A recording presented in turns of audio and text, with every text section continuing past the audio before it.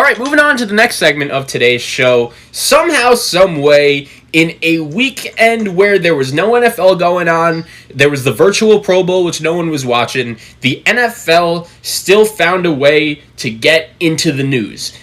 The Detroit Lions have traded 2 first-round picks, a first-round pick this year and a first-round pick, the Los Angeles Rams have traded a first-round pick this year and a first-round pick next year, along with their quarterback, Jared Goff, for Matthew Stafford. And these two teams will exchange quarterbacks. And Andrew, I have a lot to say about this, but I'm curious for your opinion, man. Would you consider this right now when you saw that trade on ESPN, were you like, it's a win for the Lions, it's a win for the Rams, or was it a win for both teams? What are your thoughts on the trade?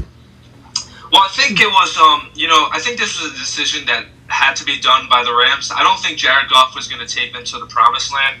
And I think, it makes sense. Like, people overthink that, 2 first-round picks, that's a lot. But you also got to forget, I like to think of it as this. 1 first-round pick was for Matt Stafford, and 1 was just to release the contract of Jared Goff.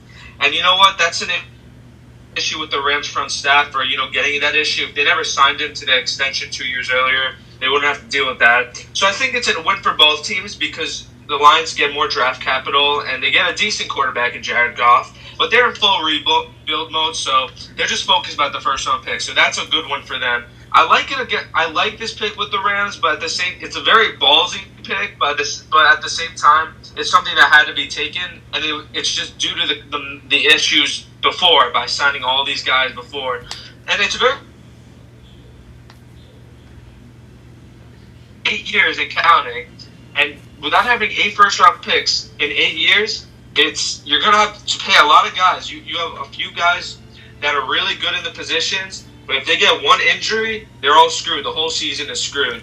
And that's what I don't like about the Rams situation, because if one guy, Jalen Ramsey, Aaron Donald, Matt Stafford, if one of those guys goes down, the season's basically over because they don't have any other talent to support them. They have no salary cap, and they have no first-round picks that they can get for cheap that are usually pretty solid earlier, and right from the start of the season.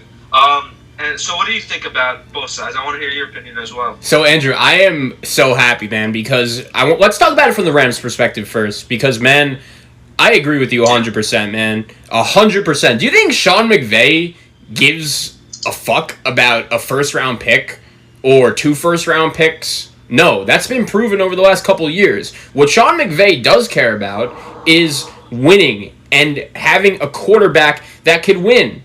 Andrew, you remember the Super Bowl very well, man. You're the Rams and the Patriots only a couple years ago. The Patriots won that Super Bowl. But keep in mind, not a lot of people remember, the Rams only needed to score 14 points to win. The Patriots won 14-3. So if they could score 15 points, they win that game. And Jared Goff could not get the job done. Sean McVay, yeah, you're losing some draft picks. It's fine because you're going to be lucky to get a draft pick as good as a quarterback right now, like Matthew Stafford. My whole thing with the Rams this whole time has been, if they want to go all in on a championship right now, that's fine, but they just have to stay consistent with the goal. And that's what I like about this trade, dude. McVay looked at the situation and was like, straight up, we're not winning anything with Jared Goff. And what really told us all we needed to know, dude, was that playoff game against Seattle when Jared Goff, it's being said the whole week he's probably not going to be active with the thumb injury. He's active, but he doesn't start. Sean McVay started John Wolford instead of Jared Goff, and these rumors and these reports in LA really escalated quickly. But I will say this, dude, I agree. I like this trade a lot from the Rams' perspective, and I think that if you look at the Rams' future, are they probably going to have to win or at least get to a Super Bowl in order for this trade to be considered a success? Yes. But at the same time, I do think that giving up the 2 first-round picks was worth it because that Jared Goff contract was so bad, you needed to find any way you could to get rid of it. Yeah. The one thing I got to say is I don't actually believe that, I think Matthew Stafford is a really good quarterback, but can he win you a Super Bowl? And I'm not sold on it just yet. Well, here's the thing. That, yeah. Here's the thing. I think there's 2 ways to look at it. I think the first way to look at it is what you just said. Matthew Stafford, he's never won a playoff game. I understand the Lions have not been the best run organization necessarily. As a matter of fact, they're probably one of the worst ones in football. But at the same time, he did play with Calvin Johnson. He did play with Kenny Galladay. He had some okay teams in Detroit. And the fact that he has not won a playoff game in 12 years, is that concerning? Yes, I get it. I don't think you're going to throw the Rams in the NFC and say, oh, because of Matthew Stafford as their quarterback, they're going to all of a sudden be an NFC real contender. But here's my thing, dude. The Rams were a real contender in the NFC this year with Jared Goff as their quarterback. So if they could do that with Jared Goff, as much as we both are, criticizing Matthew Stafford here a little bit, and I think rightfully so, 0 playoff wins in 12 years, I get it. But I think we're both going to agree, much better than Jared Goff. So if you're Sean McVay, think about the wonders you did with Jared Goff. Maybe now you're going to be able to do that with Matthew Stafford. Sean McVay is the kind of coach, dude. He's like a young Belichick. He comes into work at 5 a.m. in the morning. All he wants to do is win. And he was frustrated because last year his team was not able to get the job done because of poor quarterback play. And as much as Matthew Stafford has been disappointing in the big moments and he hasn't really been able to get to the big game, I trust Sean McVay's ability as a coach that much. I really do. Yeah, and one thing is I'm happy for Matt Stafford. I mean, now he gets to show the world how good he actually is. We're going to see how good Matt Stafford is. If he actually is an elite quarterback that some people say, or if he's just not that at that level. So that's one thing I'm really excited about.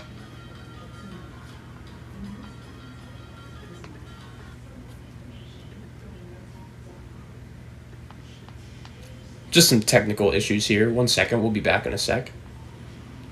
I'm sorry, bro. Say that again. Oh, I lost you.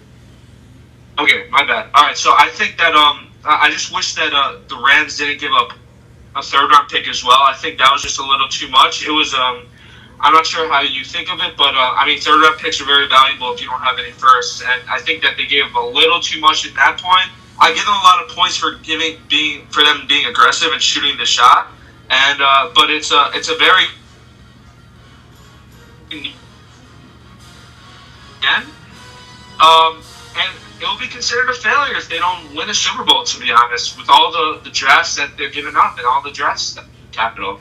Yeah, dude, I do think that when you look at the Rams, there's no doubt they're going all in, but I respect them for going all in. If you are not going to win a Super Bowl, at least do it trying, because there are plenty of coaches, dude, that are like, oh, we're not going to give up the extra first-round pick. It's too risky. Bro, those are the coaches that aren't going to be winning anything. Those are the coaches that are going to be sitting on their couch for the Super Bowl. Those are going to be the coaches like Mike Tomlin and Mike Vrabel who refuse to go for it on 4th and 1, in the playoffs. Like Matt LaFleur as well. It's those kind of coaches. So I do think that when you look at this whole situation with the Rams, is it going to work? Maybe. Hopefully it will. But even if it doesn't, I'll give them props for trying. And a lot of people have been saying, oh, maybe the Rams are going to become the Houston Texans. No, bro. Sean McVay is no Bill O'Brien. I trust Sean McVay's ability to get the job done in terms of making the right decision. Now, one thing I wanted to talk about quickly. I understand people are giving the Lions some credit here, and I don't think this is a bad trade for them. But at the same time, dude, the Carolina Panthers called you up, if you're the Lions, and offered you the number 8 overall pick for Matthew Stafford. And I understand they got 2 first-round picks back, but I think we're going to agree, dude. Like, I don't know about you, Jared Goff is not a very good quarterback right now. If I'm the Lions, I'm not going to want to go into next season with Jared Goff as the guy. And I understand you got 2 first-round picks, but here's the thing. Next year, you don't know where the Rams are going to be drafting. As a matter of fact, with their new quarterback that you just gave them, they're going to be drafting pretty high probably if this thing works out. There's a very good chance the Rams are going to be in the 20s. You know as better as anyone. Not all first-round picks are equal. So if you're the Lions, I don't understand why you wouldn't just take the number 8 overall pick this year instead of taking 2 first-round picks from the Rams along with that brutal contract of Jared Goff's. Yeah, I didn't even, that's news to me, Zach, actually. I didn't know that that they even offered the number 8 pick. Thinking about that, I think that this was, I guess, a long long-term solution, but I would still give them a good deal because I think 2 firsts and a third is still a decent deal. But yeah, no, I mean they're going to be both high first-round picks, and yeah, I would have actually taken the number 8 pick as well with you because I think you could get an elite playmaker like a possible Devontae Smith or a Tyler Pitts, someone like that who could just come on the field and take over and dominate their position. So I do actually take a shot at the Lions for not taking that deal. But just thinking now at the deal, now that everything's over, I still do give the Lions credit because Stafford didn't want to be there, and they knew he didn't want to be here, and all the other teams in the NFL did not know and knew that. And we all knew he was going to be shipped off eventually. And the fact that we were able to get a gap year starter for the next couple of years while they develop a new quarterback, I think it's a solid deal because those 2 first-rounders can, they can trade for other players. It gives them cap flexibility. And I think that they're in rebuild mode, and I think that it was a smart decision. And they were able to get a lot more than I expected for Matthew Stafford. Yeah, dude, I just wanted to close out by saying this. Once again, I just wanted to make myself clear here. Sean McVay literally got to LA as the coach of the Rams. He got hired, and everyone was like, who is this guy? He's a 32-year-old head coach. He's too young for this. He shouldn't have the job. And in 4 years as the Rams head coach, he's made the playoffs 3 times. He's won 3 playoff games. He's won a couple division. He's won a couple division titles, and he's done a remarkable job turning that team around with Jared Goff.